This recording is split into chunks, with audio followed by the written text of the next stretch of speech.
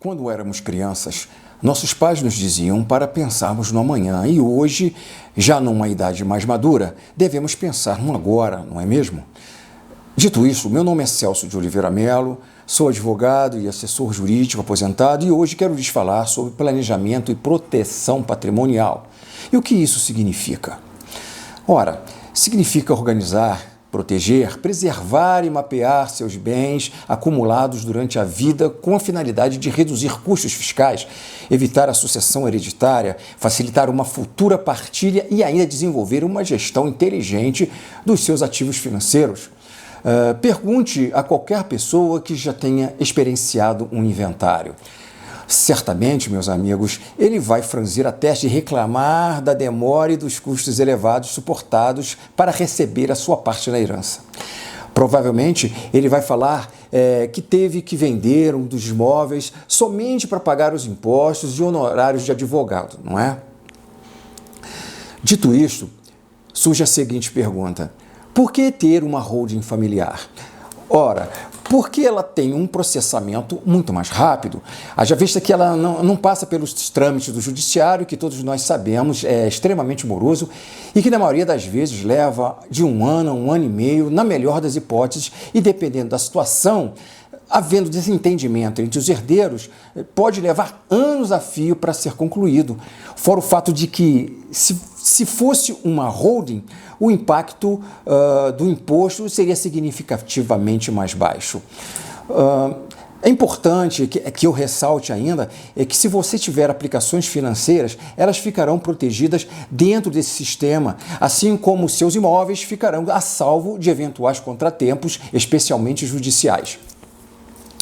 Se você é um produtor rural, por exemplo, me diga se você não se preocupa com o futuro das suas terras após a sua morte. A depender do valor dessa propriedade, os impostos serão impagáveis e sua venda será uma medida a ser imposta a seus filhos e herdeiros como meio de fazer jus aos pesados encargos fiscais, judiciais e advocatícios. E isso sem falar quando os filhos vão para a cidade grande estudar e lá ficam sem ninguém para tocar o seu negócio. No sistema de holding, é possível criar um conjunto de regras, um acordo entre os familiares para nomear um administrador que ficará subordinado a regras contratuais previamente estabelecidas pelo patriarca, dando a esse produtor rural pleno domínio e segurança na condução do seu negócio, mesmo depois de sua morte. Além disso, temos outra vantagem muito interessante. Esse legado que você passará a seus filhos não comunicará com seus respectivos genros ou noras, se você não quiser, podendo preservá-lo somente para seus filhos. Basta colocar uma cláusula de incomunicabilidade no contrato. Ou seja, caso ele venha a se divorciar posteriormente, esses bens permanecerão indivisíveis em seu poder. Ao contrário do inventário, que embora também não comunique num regime de comunhão parcial de bens, caso ele tenha que vender o imóvel, precisará da anuência de seu cônjuge. Prevenir é melhor do que remediar, não é mesmo? Dito isso, surge concluirmos que a boa prática e o bom senso nos ensinam que devemos evitar o inventário sempre que possível. Por exemplo, para um imóvel no valor de R$1.500.000, em alguns estados brasileiros, o valor do ITCMD é 4% e é R$60.000. Cartório de notas, uns R$4.000. Certidões, R$3.000. Registro de imóveis, R$6.000. Honorário de advogado, no mínimo 5%. Ou melhor, R$75.000. E o que daria um total de R$48.000. E não é só. Em muitos casos, o herdeiro ou herdeiro simplesmente não tem dinheiro. E o que eles vão fazer? Vão ter que vender o imóvel. Só que o prejuízo não vai parar aqui. Nessa venda vai incluir 15% de ganho de capital no imposto de renda, que é calculado sobre a diferença entre o valor da aquisição e o valor da venda. Suponha que esse imóvel seja colocado à venda pelo preço de mercado de R$1.500.000. Como normalmente acontece nesses casos, a depender do estado do imóvel, da necessidade dos herdeiros, há um deságio de no mínimo 10%, ou seja, R$150.000 a menos do preço anunciado. Ou seja, o imóvel vai ser vendido dividido pelo valor de R$ 1.350.000. Ocorre que o prejuízo não para aí, ainda tem um imposto de renda que vai garfar 15% de ganho de capital sobre a diferença do valor de compra e o valor de venda desse imóvel. Em outras palavras, se ele for comprado por R$ 250.000 e vendido por R$ 1.350.000, temos uma diferença de R$ 1.100.000, que será a base de cálculo do imposto, perfazendo um total de R$ 165.000. Resumo da ópera: ao somarmos o valor do inventário, que é de R$ 148.000, e o imposto de renda, a perda patrimonial sobe para R$ 313.000, ou seja, uma perda patrimonial de 20,66%. É mole? O fato é que os custos de um inventário acabarão por arruinar esse patrimônio em poucas gerações. E qual a solução? Holding familiar, é claro. E o que seria essa holding? Holding é uma palavra inglesa utilizada no direito societário, que significa participação societária, uma atividade econômica abstrata criada pela lei que reconhece como principal objeto social de uma empresa a participação societária. É uma empresa inerte, sem atividade econômica. Então tá, mas o que é holding familiar? Ora, holding familiar nada mais é do que um sistema de planejamento do patrimônio de uma família que busca, acima de tudo, dar segurança jurídica e, por que não dizer, perpetuar por gerações um legado construído ao longo de muitos anos, protegendo-o dos riscos da atividade econômica ou até mesmo proteger esse legado no caso de um divórcio de um filho, por exemplo.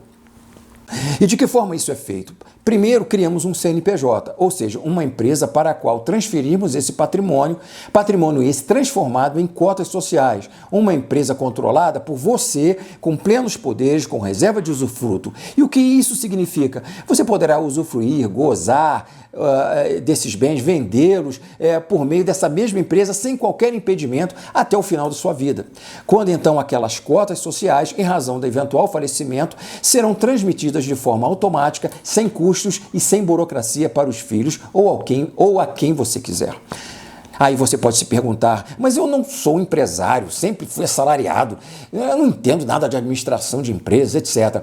Não tem problema. Lembra que eu falei que a empresa é inerte? Ou seja, ela não exerce atividade econômica? Pois bem, ela é uma mera empresa de participação societária na qual você apenas usufrui dos benefícios fiscais e hereditários que ela te proporciona. O único encargo fica com um contador que fará os balanços e declarações do imposto de renda dessa ou dessas empresas a um pequeno custo.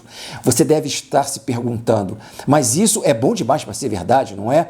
Pessoas como Roberto Marinho, Antônio Hermílio de Moraes, Eike Batista, Norberto Odebrecht, pessoas que têm os melhores advogados e consultores financeiros que o dinheiro pode comprar, lhe diriam que sim. Afinal, foi exatamente isso que eles e outros detentores de impérios econômicos fizeram e fazem mundo afora. E o melhor disso tudo é que você nem precisa ser um bilhardário para seguir seus passos, ainda que tenha apenas um imóvel. E por que eles fizeram isso ainda em vida? Em outras palavras, fizeram um planejamento sucessório, justamente para evitar o infame inventário que, além de demorado, é muito caro. Mas aí você poderia perguntar, e se eu fizer uma doação em vida? Bem, a doação é quase tão cara quanto o inventário. Além disso, se essa doação for feita na constância do casamento do seu filho ou filha, ainda que em regime de separação parcial de bens, caso pretendam vender esse imóvel, precisarão da anuência, ou seja, da assinatura do respectivo cônjuge. E como se evita isso? Fazendo uma holding com cláusula de incomunicabilidade, simples assim. Mas eu posso vender todos os meus imóveis e com o lucro fazer uma previdência privada, certo? Um VGBL com o banco depositando o meu saldo na conta dos meus filhos automaticamente após a minha morte. Isso me perguntaram uma vez. Tudo bem, mas colocar todos os ovos na mesma cesta pode não ser a melhor decisão. Ninguém mais do que um especialista em finanças sabe o que é volatilidade, imprevisibilidade, a inconstância de um mercado sempre sujeito a intempéries econômicas e políticas. E ele lhe dirá, sem pensar duas vezes, melhor diversificar. Provavelmente você, nessa altura da vida, já seja um investidor mais conservador ou moderado, com baixa tolerância ao risco, que privilegia a segurança acima de tudo, certo? Então você vai entender quando lhe digo que nada se compara à segurança de um imóvel. Por outro lado, a previdência privada é um investimento de longo prazo e, portanto, tem pouca liquidez, uma vez que para ter uma boa rentabilidade, você tem que deixar esse dinheiro lá intocável pelo maior prazo possível. Além do fato de que você não vai escapar do imposto de renda a cada retirada. Outro aspecto é que certamente eles estão alugados, não estão? E se você vendê-los para aplicar o resultado da venda em VGBL, o primeiro efeito imediato será que você vai deixar de receber esses aluguéis, os quais você poderia dispor da maneira que quiser, já que essa transação tem muito mais liquidez do que no VGBL, que tem prazo de carência entre as retiradas. Por outro lado, terá que pagar imposto a título de ganho de capital em razão da venda desses imóveis, que tem uma alíquota progressiva que vai de 15% a 22,5%, conforme o vulto do lucro da transação. Então eu te pergunto, será que vale a pena? Quantos anos você vai ter que esperar para recuperar essas perdas que são imediatas? Nesses casos, melhor procurar um consultor financeiro antes de decidir, tá bom? Uma vez um cliente me falou que preferia deixar seus ativos financeiros, tais como letras de câmbio, tesouro direto, ações, debêntures, etc., na pessoa física. Pois se passasse para uma holding, que é uma pessoa jurídica, pagaria mais impostos. Com certeza isso é verdade, eu argumentei, mas a pessoa jurídica tem maior incidência de impostos. Mas e quanto ao inventário? O custo do inventário vai comer toda aquela rentabilidade amealhada ao longo do tempo. Além disso, esses ativos ficarão travados sem o devido acompanhamento enquanto durar o processo de inventário, que pode demorar uma eternidade, especialmente se não houver acordo entre os herdeiros. Então, embora investimentos na pessoa jurídica tenham um rendimento um pouco inferior do que na pessoa física, a holding familiar compensa muito essa diferença pela agilidade e custo mais baixo. Mas uma coisa é certa, você não pagará ITBI, que é o imposto de transmissão, e nem imposto de renda na hora de fazer a doação e transmissão das cotas societárias para seus descendentes. Aí você pergunta, então não vou pagar nenhum imposto? Não é bem assim. Embora você escape do ITBI, você terá que pagar o ITCMD, que é o imposto de transmissão por causa mortes e doação, mas com uma base de cálculo bem mais baixa, uma vez que esse valor tem como referência não mais o valor total do patrimônio, mas uma pequena fração das cotas societárias. Eis aqui o pulo do gato. Pois bem, se existe uma coisa absolutamente certa, é o círculo infinito da vida. E pessoas sábias se preparam para o momento em que esse círculo se fechará, somente para que outro se inicie em seu lugar. Como pais e mães provedores que somos, queremos garantir que essa transição inevitável se faça da forma mais tranquila e organizada possível. Afinal, é nosso legado e a nossa história que foram construídos com muito trabalho e dedicação. Passá-los aos nossos filhos é um derradeiro ato de amor.